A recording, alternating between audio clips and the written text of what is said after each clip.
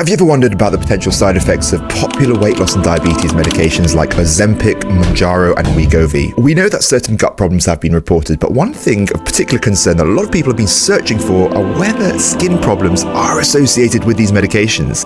Well, listen on to find out. So just a bit of a recap, these medications belong to a class of drugs called the GLP-1 receptor agonists. What they do is they mimic a hormone called GLP-1, which regulates appetite and blood sugar levels. Now, well, as we know, they're highly effective. They're not without their problems. So let's start off with some of the most common potential skin problems that you may get with these drugs. By far and away, the most common are the localized injection site reactions. These may be characterized by localized redness, warmth, itchiness. So these drugs are essentially synthetic molecules, so there's always a chance that your body recognizes them as a foreign thing and forms an immune response to them. This leads to the release of histamine, which is what makes it feel itchy at the site if you get a localized skin reaction. Now, so how common are these reactions really? Well, this 2024 study looked at patients with skin reactions to GLP-1 agonists. They screened a whopping 908 studies and found only 33 patients who had skin reactions. And as expected, almost half of these were localized skin reactions. So let's face it, even this more frequent skin reaction remains pretty rare. Now, you may ask, I want to know about the really, really rare stuff. What could go really wrong with my skin on these medications? Well, the study did highlight 4 patients with anaphylaxis, a very, very severe life-threatening allergic reaction. But all of these were with a particular GLP-1 agonist called exenatide, so not Ozempic, Wegovy, or Mounjaro. But let's face it, anaphylaxis remains very rare, and it's actually a risk with a lot of medications, albeit a very, very rare risk. Now let's take a look at a few more of the interesting skin reactions. 3 patients were identified with bullous pemphigoid. This is a rare autoimmune blistering disease featuring tense blisters and sometimes oral ulceration. It can be rarely drug-induced, and in these cases identified, luckily they all resolved with time and treatment. There has been one interesting case in the literature of a 62-year-old woman developing a fixed drug eruption. And now this happened after using Ozempic, and FDE is very, very rare. It happens upon repeated exposure to the same drug,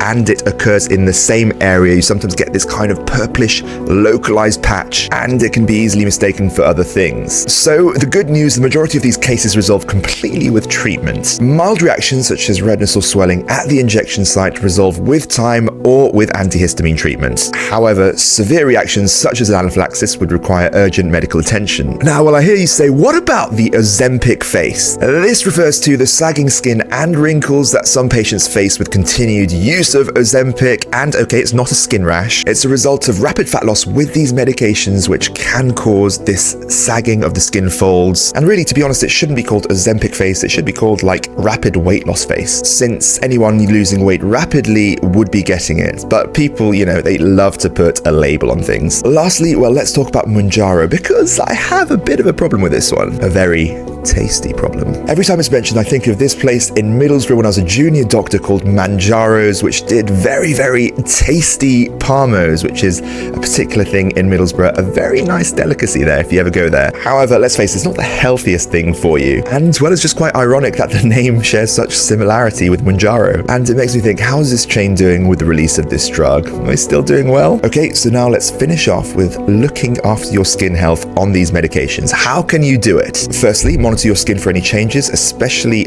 after the injection and 15 minutes following it. If you do notice any redness, itching, or swelling which just doesn't go down, well, then you should consult your doctor. For mild symptoms, over-the-counter antihistamines can help, but don't ignore severe symptoms like I've mentioned before. These include breathing problems, swelling in your airway. These are serious. Thanks for watching. If you found this helpful, don't forget to like and subscribe. It helps me out a lot, and I'll produce more of this content in the future.